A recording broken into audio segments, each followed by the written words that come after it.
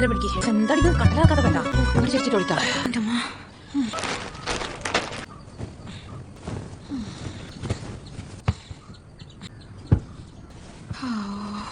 സുഖം. 2000 years later. Fathima, ഈ മലനാട് സ്വപ്നം കാണാ. അള്ളാജി പുതിയ ബെഡൊക്കെ വാങ്ങിച്ചിട്ടില്ലേ? പലിശക്കാരടുത്ത് നല്ല ബെഡ്ഷീറ്റ് ആണുള്ളത്. ോടുന്നാണ് പുതിയത്. തടഞ്ഞുകൊണ്ട് ബെഡാന്നു നമ്മള് ജാബിർക്കാൻ്റെ കുഴപ്പമില്ല.